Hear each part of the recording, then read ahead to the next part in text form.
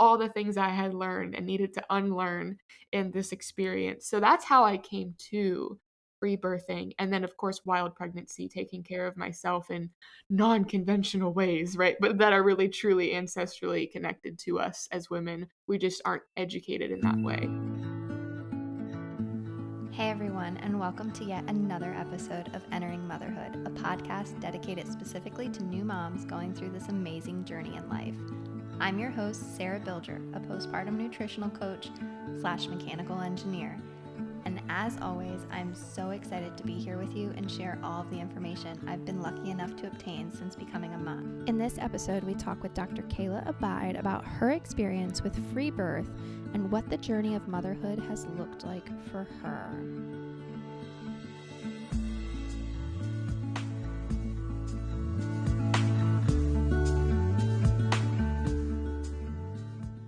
Hey mamas, how are you? I am so excited to be speaking with you this week. I am actually recording while I am on vacation. I was hoping to have this done and completed beforehand, but here we are sitting in this magical place and still making sure that you are getting these episodes. So this one specifically is such an awesome conversation and it's so insightful to listen to. I hope that you find so many empowering pieces of this episode because it's truly a really beautiful perspective on motherhood. We go through how she prepared for her free birth and what that was like during the process, and then we lean into the postpartum experience. We talk about past traumas and how that affected her birthing and postpartum experience, and really how she needed to heal and all the lessons that we learn during these moments of our life in motherhood. And she shares about how initially she struggled with breastfeeding and how she also did a 40-day lay-in.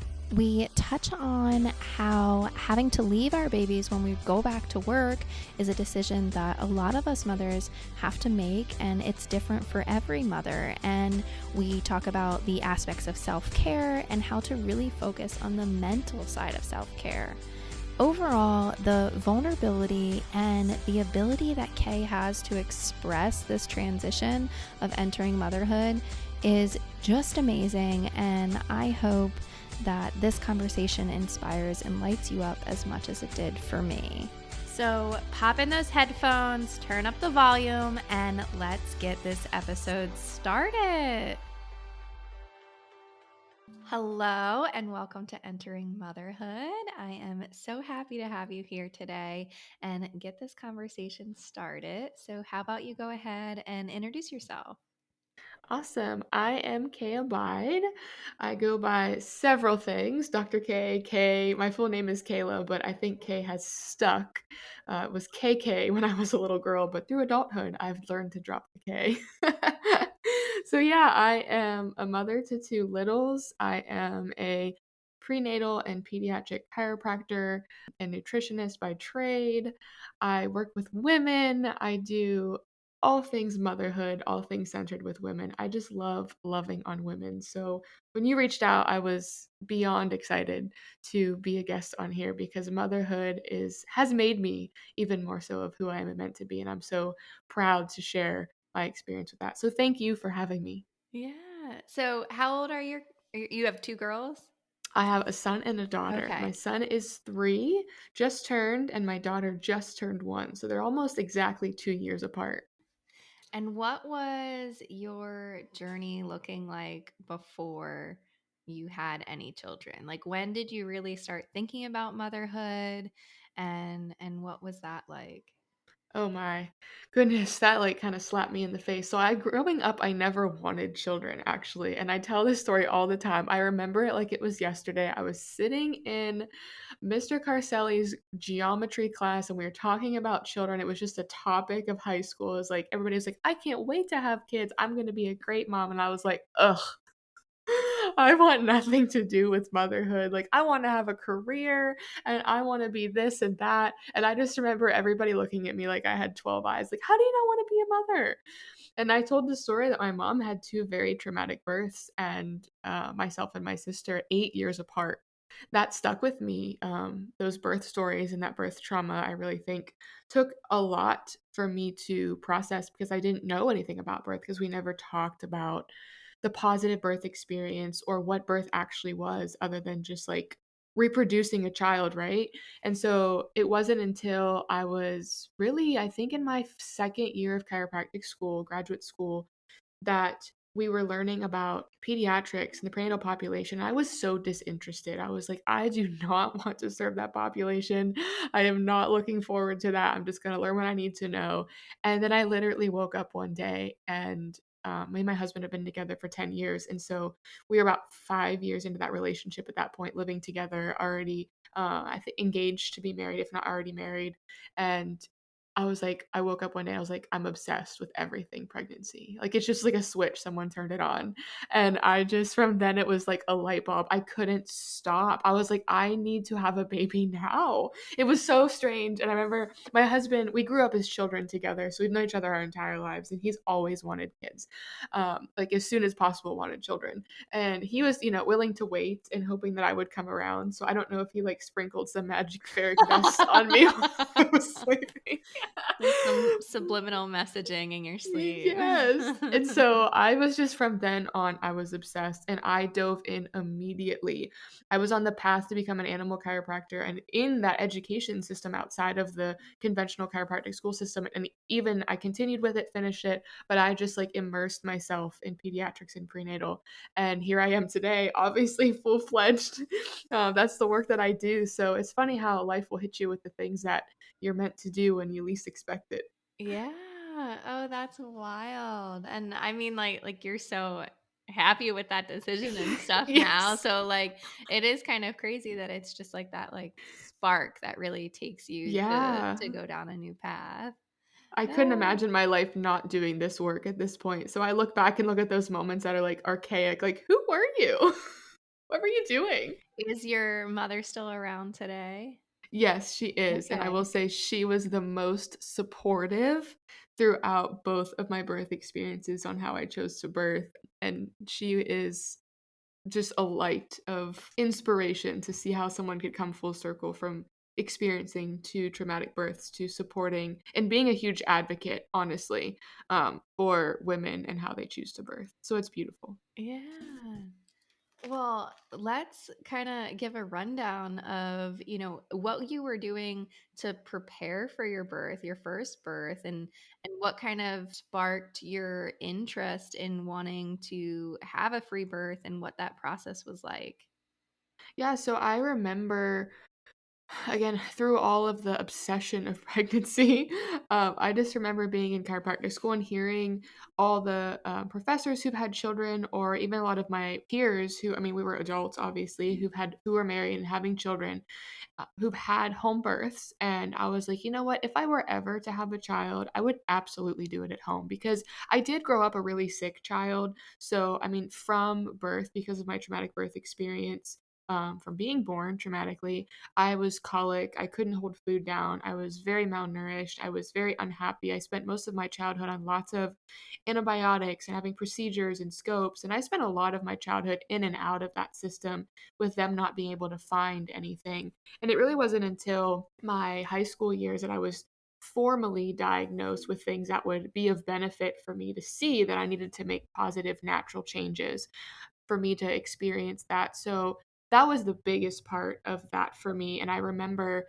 in chiropractic school being like, well, I would never want to birth a baby in the hospital because it just didn't fit with all the work I had done to bring myself to health naturally and heal.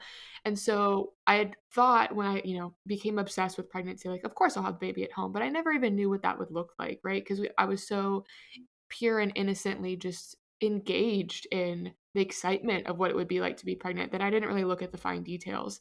And I remember sitting in chiropractic school thinking about being pregnant and what that would look like, and then realizing that I probably didn't want the conventional support that a lot of these women talked about. I realized that when I'm like in my most needed, vulnerable position of who I am, I like to be alone. And I was like, yeah, I just couldn't imagine giving birth with someone watching me. And it was really hard in the beginning to even see my husband watching me, and we had known each other our entire lives and been together and had experienced a lot of, ups and downs of trials and tribulations of life and joys that even then I wasn't certain that I'd be able to, like, allow him to witness that. Like, I just felt so sacred that I wanted to keep that to me. So I remember Googling in the middle of X-ray, pathology class in chiropractic school, "Do women have babies at home alone?" And I came across the Free Birth Society when they were still on Facebook, and I just joined right then and there, and I just started reading in class. Like, always apologize, sorry, Dr. Orendorff, but I was really reading all these stories of, like, how powerful it was to engage in that at home, and I was like, "You know what? If I'm gonna do this is how I wanna do it. It just feels so good to me," and I just kept reading those stories, and it wasn't that one was right and one was wrong. It was that if I'm going to do this, this is how I want to experience this thing they call rebirth. It was kind of like my breakthrough of all the things I had learned and needed to unlearn in this experience. So that's how I came to rebirthing, and then, of course, wild pregnancy, taking care of myself in non-conventional ways, right? But that are really truly ancestrally connected to us as women. We just aren't educated in that way. So that is how I dreamed my free birth, I think. And then everything just followed suit from there. I just kept playing with joy and what felt really good to me and has led me to have two babies via free birth and wild pregnancy. Yeah. What were you kind of, I guess, hearing from individuals, and Oh when gosh. you had to kind of like explain, like if somebody was like, "Oh, okay, like what hospital are you delivering at?" or something like Yeah. that. What was that conversation looking like? It was very unique. I've always been very outspoken and just kind of like, this is the way I'm gonna do it, and just go along my merry way. And I think that experience taught me what very strong boundaries looked like, not just like kind of doing what you want and being like, whatever. Because of course, I had to see and witness that so many people did truly love and care about me, but they also had their own fears and their own experiences and their own stories, much like I had my own stories that I was told that I had to keep in their own arena and not allow them over to mine. Like I said, my mom, I explained it to her because I was very open about it as I wanted it to be an experience. Should I need the support? I wanted the support for it to be there. I didn't want it to be like a blindsided, hey, I just accomplished this feat and nobody knew what was going on. And so I had one, the biggest support system from all the Free Birth Society sisters because I joined that network and they ironically launched their private network when I found out I was pregnant. So I was like one of the, stakeholders in that experience with all the women who were also free birthing. And the week I gave birth to my son, there was 6 free births from the women that I had walked with virtually over that 10-month experience. So sharing that with friends and family, of course, most of them they were like, "What?" Most of them didn't understand it. Most of them showed grave concern that I was going to die or things were gonna be horrible and, like, I needed to make, immediate life-saving decisions. And unexpectedly, though, the chiropractic community at large was very, I was taken aback by their response to it because the gold standard in kind of just in the philosophy of chiropractic, right, is that the bodies are created to heal naturally, which includes the innate intelligence of reproduction, allowing our bodies to create and birth life as it is.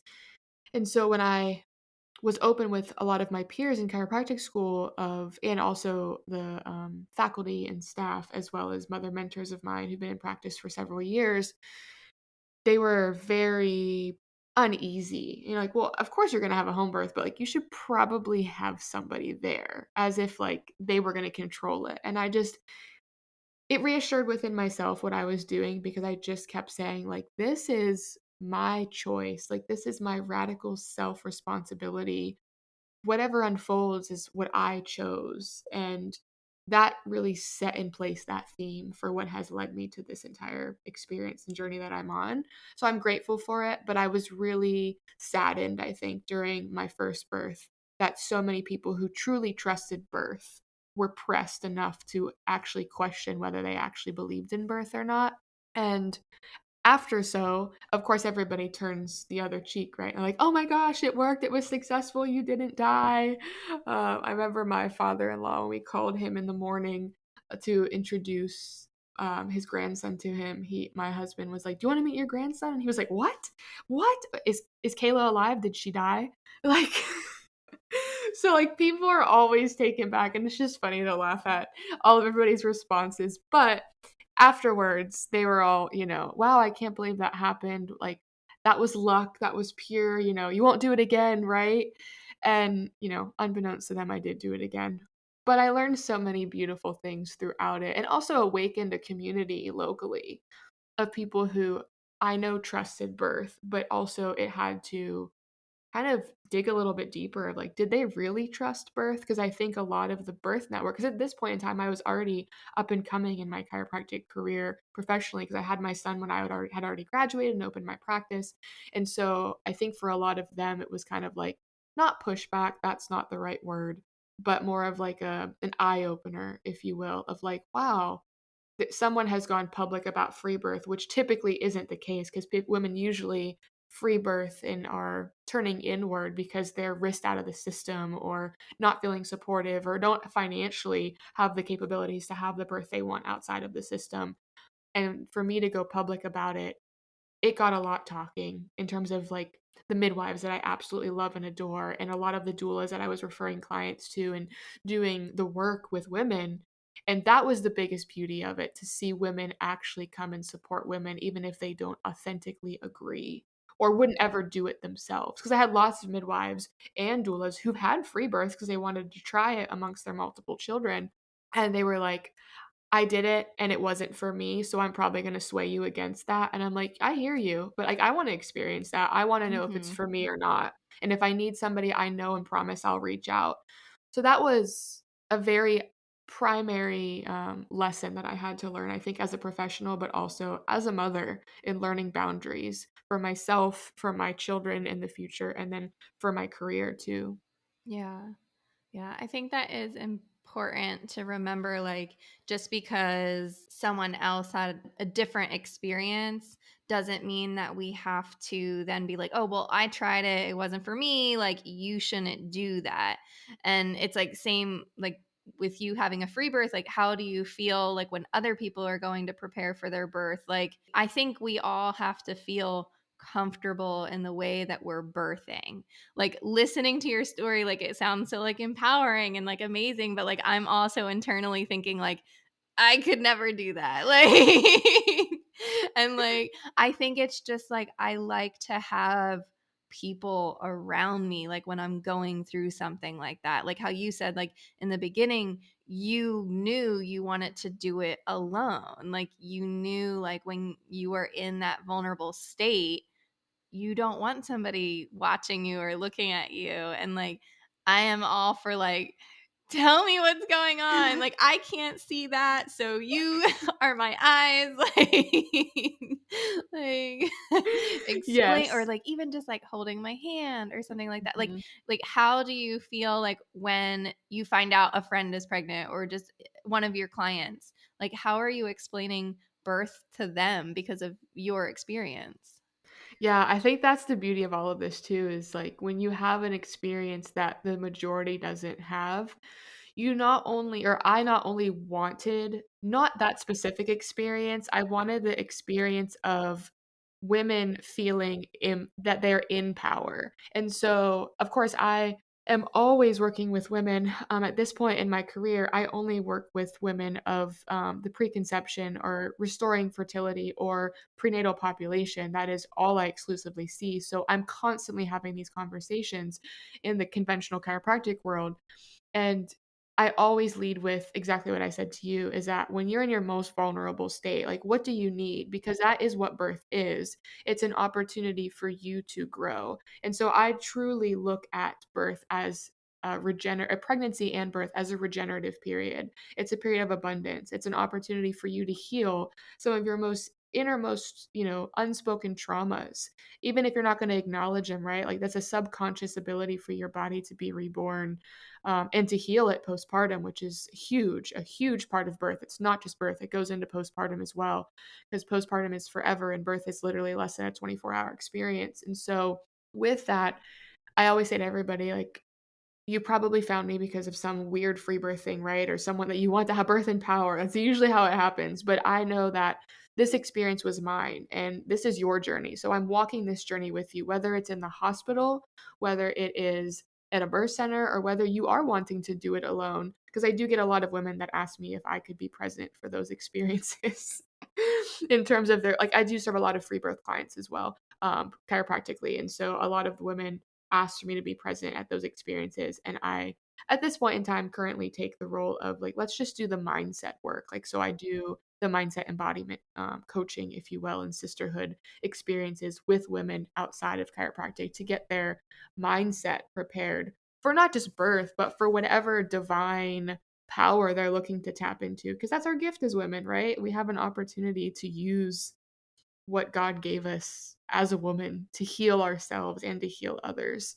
So I just go with it. I mean, I've served women who've had the most traumatic birth experiences previously to the most healing birth experiences still in the same setting. And that is the key. It's not about like home being the best place. Sure, I think I would never birth in the hospital. I would always want to be at home. But some women just aren't there, and that is completely okay. They know what they want, and knowing what you want and knowing what you don't want is far better than just being a passenger to your birth Mm, experience. yeah. Yeah. I feel that completely. I think, with my first, I had a cesarean and that was not expected. And then with my second, like, he was a completely different experience, but I was at the hospital for both. Hmm. He was completely unmedicated, VBAC. I was not at a state that I felt like I could be anywhere other than a hospital. And so like it's really nice when we can experience different things, but like know that like everybody has their own experience and like Hmm. in what they want for their birth. And I think like that's something that I really advocate for. Like, you do you, like wherever you want, like however you want, like that should be the goal and what you're envisioning. So, Yeah, it's all about support. As long as yeah. you have the support systems, you are going to be able to accomplish what you really set out for. Yeah. So you touched on postpartum, and that's where I get, I guess, the most giddy about. Yes. So how was, I mean, you don't have any other reference because both of your births were free births and at home and everything, but like, how do you feel like that played a role in your postpartum experience? And what do you find most helpful in healing in the postpartum experience? Yeah, that's a great question. So my postpartums were very, very different despite birth being the same, essentially the same setting. My both my children were born in two different houses. So my son, again, just a different point in my life when he was born. So his birth was very intense and fast and exactly what I needed in that moment, right? To learn to adapt to and to surrender and let go. And so since his birth was very fast and I intended it to be that way, I had dreamed it up to be that exactly what it was. And so his postpartum, I opted to do a 40-day lay-in. So I didn't leave my bed for 40 days. And that was something that was so difficult for me because I was always go, go, go. And I was like like, along with the birth experience, I was very intense and very, what's the next thing? I have this business, I'm growing this business, I'm on it. And so I really wanted to be intentional about my healing because I didn't know what it was going to entail. And I've heard, again, horror stories, right, about postpartum. And I also had a really big inkling of the stress and the struggle of what postpartum would be like for breastfeeding because I did throughout my healing of during pregnancy and awareness know that a lot of my mother wound with my mother from my traumatic birth surrounded around me not being able to nurse. And by that point of pregnancy, the end of pregnancy, I knew that a lot of the reasons why I was unable to be emotionally available most of my life, right, and vulnerable was probably because of those wounds that I held from childhood.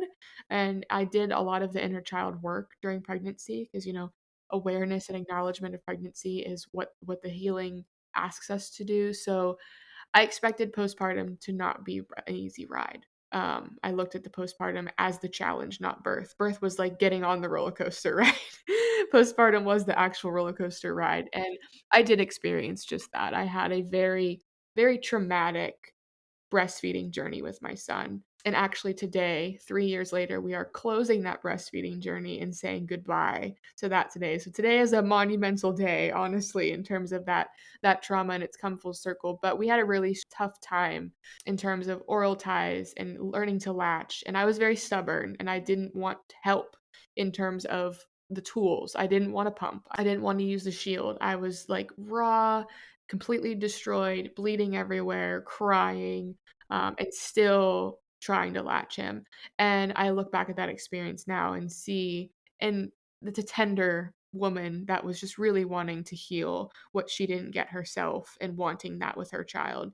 And so much like compassion and grace and honor for that woman I was in that moment. Because when I had my second child, I was ready to shield it up and pump all I needed to because it was so traumatic reflecting on it. And so but it was exactly what I needed in that moment, like that, like, warrior. I had to put on that metal suit and suit up, and this is what I needed to experience. So although birth was, you know, a revelation of great honor and fight and surrender and letting go, my postpartum was not the most easy thing in terms of breastfeeding, and it wasn't till about 10 weeks postpartum that I actually got to experience the ease of breastfeeding, and then it got to grow and become abundant from there. So, I laid in bed for 40 days. I vowed not to change a single diaper. My husband changed every single diaper, for 40 days. I didn't leave my room. I walked straight to the bathroom attached to our master bedroom and would go lay back down and nurse. And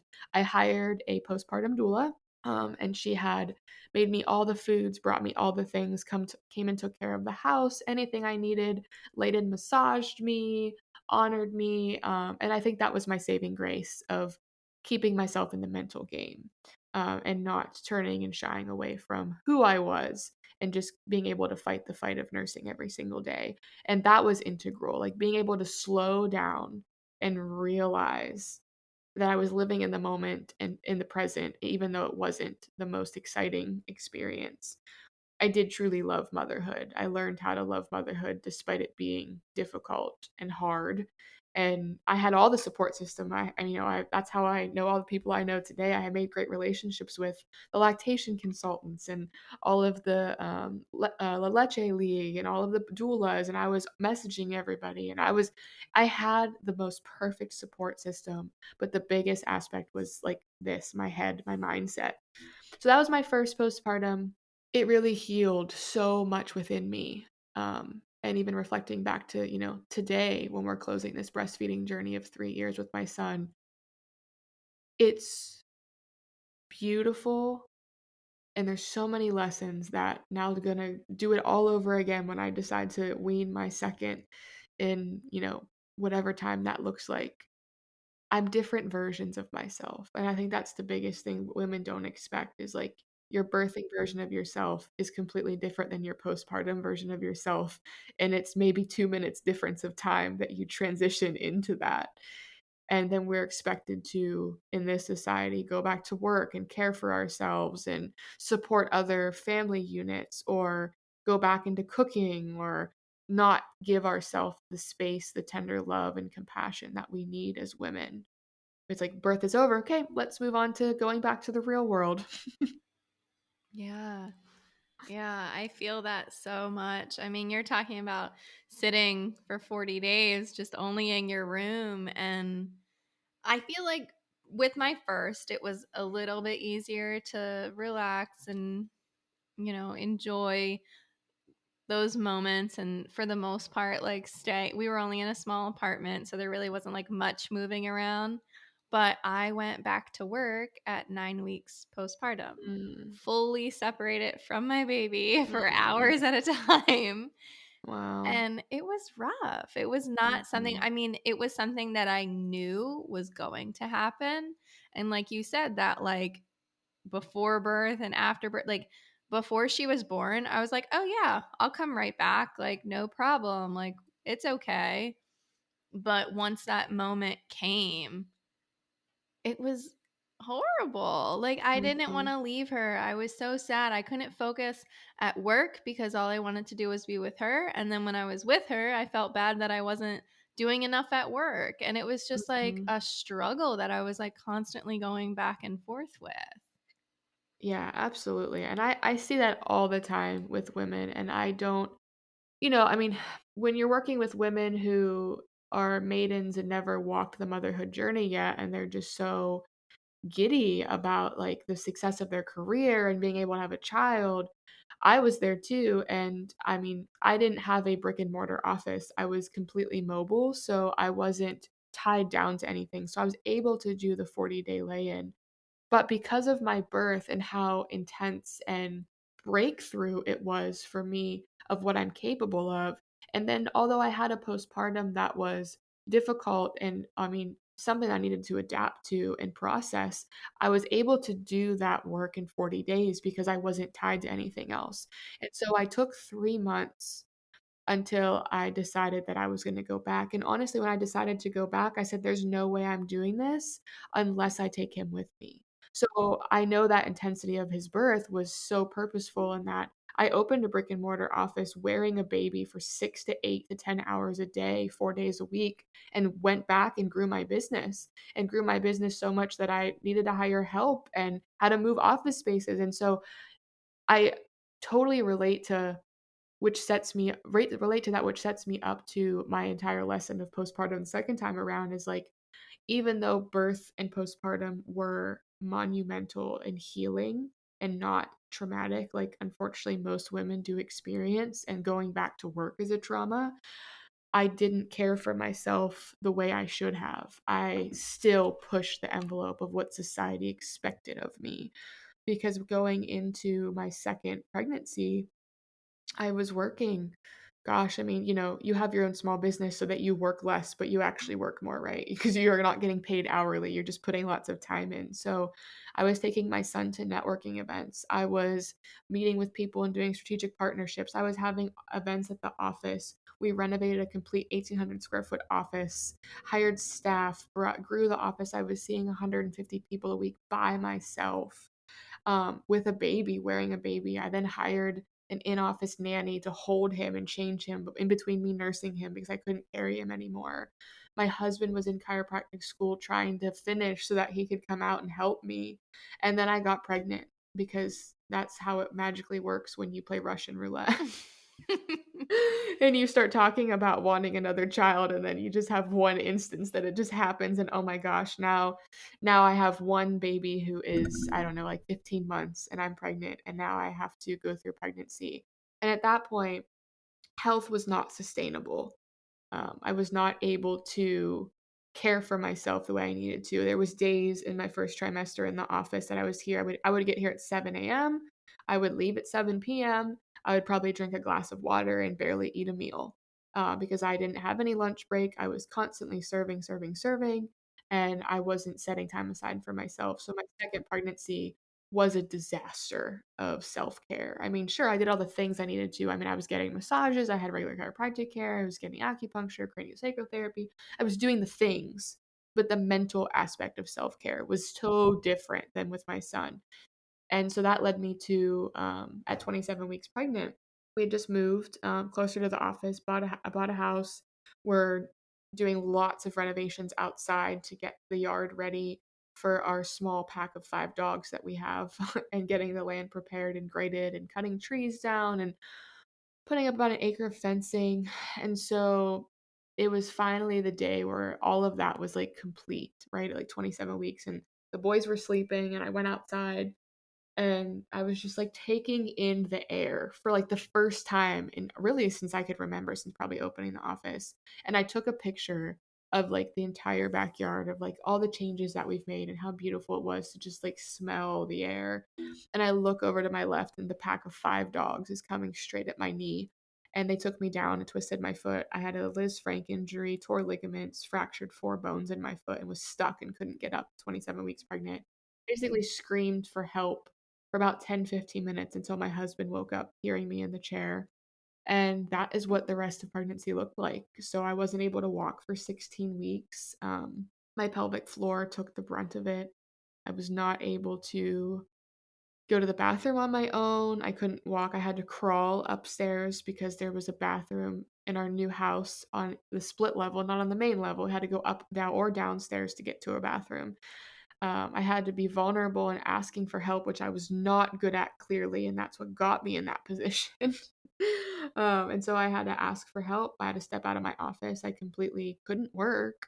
My husband thankfully had been graduated and just stepped into the office 2 months prior. So he was left with a full schedule that was of my schedule, and then he had already been there for 2 months, so he had already had a full schedule that was booked out months in advance, so he was playing the role of 2 doctors and dad to a toddler, and I had to call my mom, and I was like, "Listen, like, I don't know what your job's gonna do, but I don't have help, and I need you to come down and care for me, like, for at least 3 weeks. I can't even get out of bed." And that was probably one of the most vulnerable moments I've ever had to ask for help in my life because I was literally peeing all over myself because I couldn't move.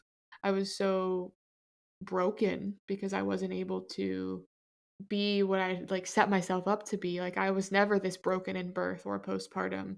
And it was really like a crashing down. And so I didn't know what birth was going to look like for me. Of course, we had planned a free birth. We had set up at this point in time like a beautiful team of support for postpartum. We had two postpartum doulas. We had postpartum support to care for our son. We had, friends and family that were able to come in and take care of him whenever birth ensued and to bring me food and take care of me and take care of the house and the dogs and take off work for my husband. That had all changed now because there was like sink or swim in terms of our business. That was our sole income. That was our sole, or I was our second baby essentially. And postpartum looked a lot different because I had to give birth without being able to walk. So we had to switch from a land birth to a water birth, which I'd never even ever imagined myself having. And thinking that birth was going to be intense like it was with my son is what I dreamed. But life had other things in store for what birth looked like. So although it was only 3 hours, it was much more slow and emotionally heavy and demanding of me to heal what I never took precedence to heal in the first place. So postpartum for my second was a disaster, to say the least. A disaster of like having to heal myself physically and emotionally and be emotionally available for a toddler that had no idea what was going on amongst this entire experience because I went from standing to walking with taking care of a toddler to just being in bed and on the couch for the last 4 months. And yeah, I remember moments of places I never thought I would go in pregnancy, let alone postpartum with my daughter. And I just remember crying out to my husband after my daughter was born, like, I don't know who I am. I don't know, like, I can't walk. I can't even go to the bathroom. I can't stand and hold my child. Like, I want to sit up, but like I haven't sat up in weeks because my pelvic floor hurt so bad. I had such horrible prolapse from not walking and only crawling and having the right side be so tight. And we just cried most of the time, honestly, like, sure, it was a 40-day lay-in, it was like a 4-month lay-in, but I didn't ask for that, like, I was yearning to get out of my house because I hadn't been there for so long. Thank God for the women that I had hired. Sierra Nelson and Emily Graham were, like, angels of just coming and, like, showing up when they weren't even needed, like, asked to be there essentially, and pushing me to do the work of breastfeeding was hard for my son because I had thought I was going to wean him before I was gonna give birth, but then I fell and really needed that codependency of him nursing, of just being in connection and community with him, and so that looked really rough postpartum of nursing too when I wasn't expecting that and the demands that come with tandem nursing. So yeah, it was just a whirlwind to say the least of looking back on what we put ourselves through when we least expect it, when we have a plan but we don't care for ourselves and follow through with what that self-care journey looks like. Yeah. Wow. I'm just like still envisioning that moment when you finally took that breath outside and then your Mhm. dogs just came. Like, I can't Yeah. even, like, it's just like you're like, oh, I can finally breathe. Like, look at what we've accomplished. And then it's just Mhm. like something else happens that kind of like throws you into a different direction. Yeah, I mean, the pictures don't do it justice when I look back at them. It's like it's a they say that like hindsight is 2020 and you like don't see what's coming in front of you until you see it and then you have no idea what's going to smack you from behind. It's a little bit in a nutshell of what that experience was. But honestly, in that moment, I had no idea what was to come. That was the easy moment of like, Mhm. "Oh, here we go. This is going to be a ride." But the postpartum journey with my daughter now that I'm a year out from this and the accident that I truly believe and know the purpose of now throughout all of my healing and my belief systems of what I know about us as women and how we conjure up our own life lessons and experiences for our good, for our power, and for to write our story and share that with others to impact others.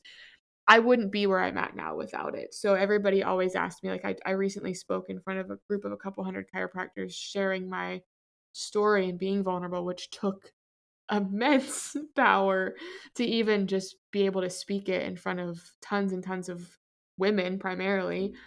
And I look back and I had someone ask me like, "Well, if you could change it, would you?" And honestly, no.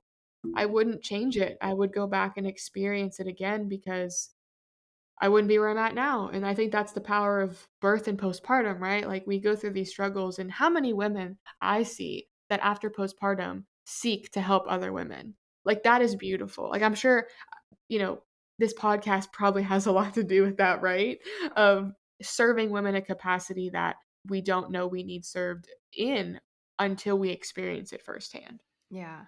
Yeah. And it was initially like such a healing experience for me to be able to talk and communicate about what really had happened with Mhm. my experience and what I was feeling.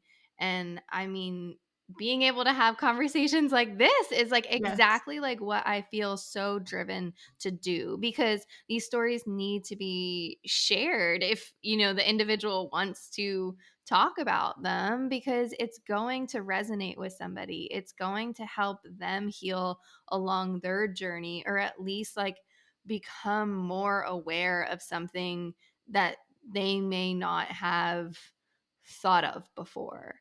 And I think like that's what's really cool. Like seeing and hearing these stories of people that were like, well, I didn't know I needed that, or I didn't know that this would lead to this. And like now here I am. And yeah, like I'm also like I'm helping other individuals like become aware of those realizations. And I think that's like the coolest thing to me. I'm like something is happening here and like it's needed.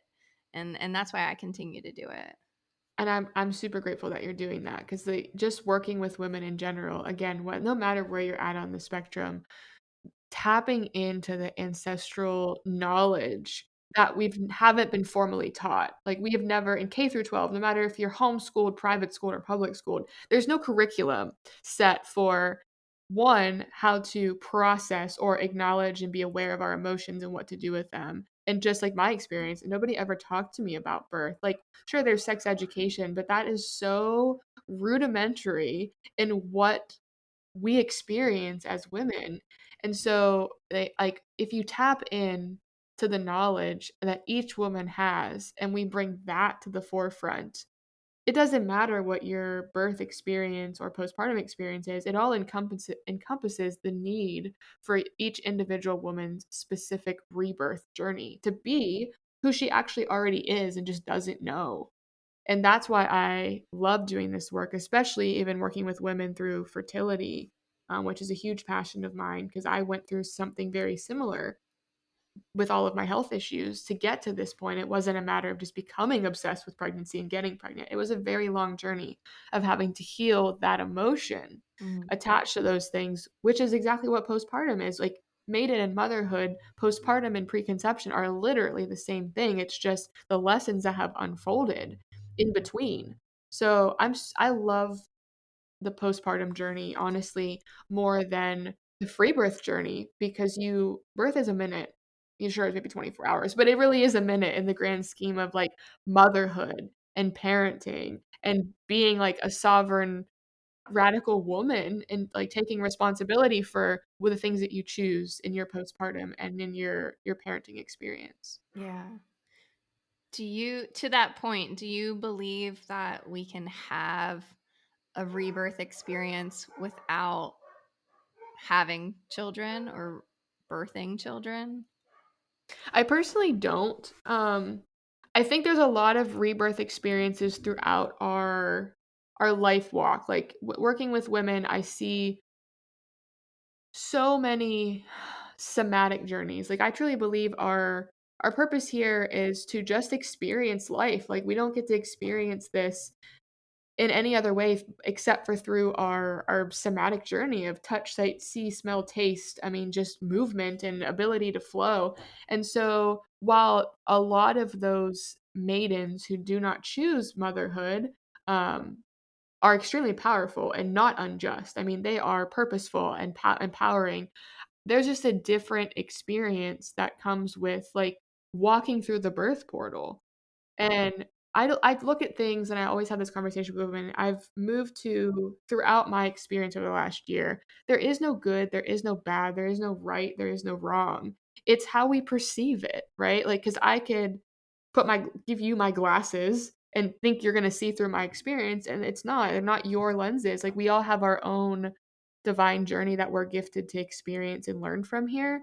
So while it seems kind of a little bit like, meh, like you have to have a child to experience it. That's not the journey I'm looking and not the lens I'm looking through. It's a gift. It's an opportunity should you want to seek that journey because I know and I have friends who are amazing maidens who are not ever wanting to walk through the motherhood journey and I have huge respect for that, especially because I work with women who are have such a desire and yearning to become mothers but it just hasn't happened for them yet.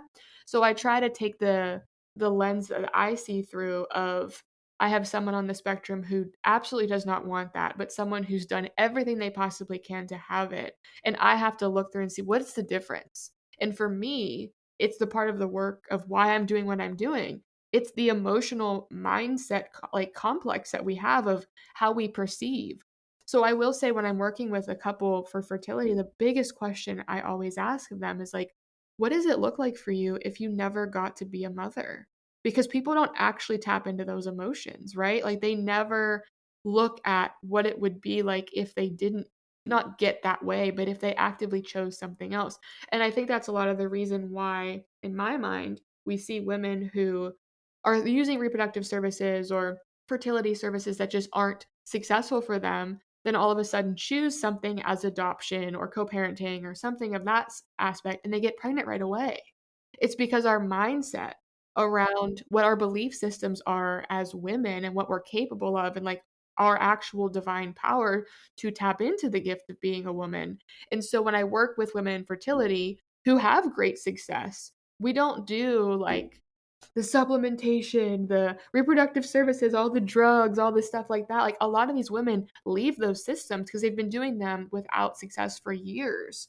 And then all of a sudden they're just like, well, I don't know why you're asking me all these questions of mindset. And I'm like, no, let's walk that journey because that is the journey that happens during birth and postpartum, right? We just encompass it with a baby and then our body having to actually heal. So while I don't think that you need to have a baby to experience that, there's a lot of work on the front end that is required if you do want to experience motherhood.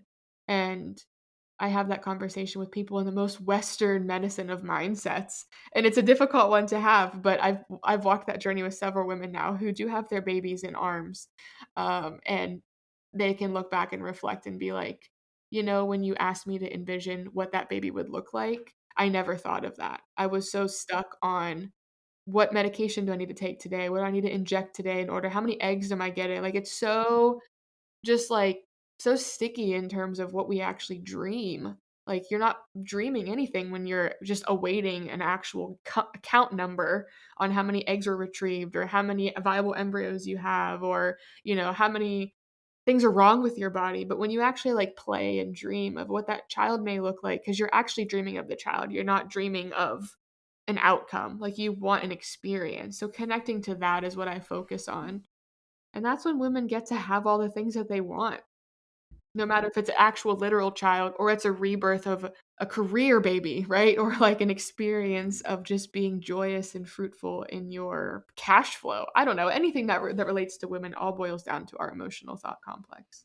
Ugh, there is so much in that, and I feel like we could literally talk, like, all day about this. I am just, like, so fired up and so lit up and so, like, inspired by your words, so Thank you. thank you so much for, like, having this conversation and really opening up Yes. and being so, open and vulnerable and expressive with the motherhood journey. So, is there anything else that you'd like to end on that you feel like would have been useful information when you were experiencing, becoming a mother and entering motherhood, and what you can kind of say to people that are listening? Or I know the biggest lesson that I have learned is that all of the stuff I talked about today doesn't require a long journey, right? I took the long way. Most of us take the long way. But part of my life mission now is to help women understand through the things we just discussed and highlighted is that could literally happen in an instant for you because I see it all the time. It's a matter of you choose everything that you go through subconsciously. Like our thoughts are constantly creating our reality. So if you want it, you can have it. We just have to work through the limitations and the restrictions we're setting up in front of ourselves and the roadblocks. And all women have a divine gift to do that. I believe that's what womanhood is those gifts. So whatever it is, if you're, you know, seeking a different postpartum journey, or you're seeking a different birth experience, or you're just seeking a different career, you could have it as soon as you want it, but we have to get into the mind with it. And that's where I'm at now, which my daughter's birth and traumatic postpartum experience has gifted me. And that's why I'm choosing to work exclusively with women, even outside of the chiropractic confines. And so it was my push to launch my own actual podcast, the Radical Woman podcast, and that should be coming up soon here as I align with that. So I just invite women who are looking for something else but have no idea how to get there to look at their mindset, and if they need help in that, reach out. I have many sisters who do this work who've gifted me this experience. They were there for me to heal throughout the year. I mean, this doesn't go, I wasn't doing this work on my own. I was self healing, but I had many sisters that walked that journey with me and have now conjured me to be convicted to do that work myself. So I would love to just have a conversation with you, to hear you, to witness you and be that mirror for you as I was for as other women were for me throughout my journey. And of course, thank you so much for allowing me to be here and share my conviction and passion with this, cuz this just allows me to continue to be that light for others so that they could light the way. And you're doing a great job of Thank that you. too. So I commend you for And that. Thank I you. really, really enjoy doing every bit of this. And like I said, like today would be completely different if I didn't have this conversation. And I think like that's a unique experience in itself. And I think when we really push ourselves to just start something, we can see how much we can learn from it. So I always like encourage people, like if it's on your heart, like if you have a desire to do something, there's a reason. So, Absolutely. 100%. We are all yeah. meant to make an impact. It just ripples Yeah. from every single impact that you make. So, how can we reach you? How can we get in contact with you? Give us Yes, all the awesome. details. So we are in the process of launching a couple more websites, but conventionally for now, we could stick to Love and Light Family Chiropractic is a mission of our private ministry association, which is Love and Light Healing Collective. So you're welcome to reach me at Dr. Kayla at loveandlightfamilychiropractic.com. You could go to loveandlightfamilychiropractic.com. That's our conventional chiropractic office with the four doctors that are in there serving, but the work goes beyond that. So eventually, I am working on my site, drkabeid.com. You could follow the Radical Woman podcast with Dr. K. Abeid, or just follow me on Facebook and reach out. I utilize every avenue. If someone reaches out, I automatically reach back. I always tell everybody it's like a 72-hour window, just in case it's the weekend and I'm with my kids. I will promise I will get back to you in some capacity. So feel free to reach out. You never know how far reaching that asking for help may go. Yeah. Awesome. Well, thank you so Yeah, thank much. you. This was beautiful. Well, this wraps up another episode of the Entering Motherhood podcast. If you enjoyed today's episode, please rate and review us wherever you are listening, because that helps the show grow and expand so that other mamas can learn information on how to heal and navigate in motherhood. Thank you so much for listening. It means so much to me. And be sure to subscribe so that you can listen to the latest episodes of the Entering Motherhood podcast. See you later, mamas.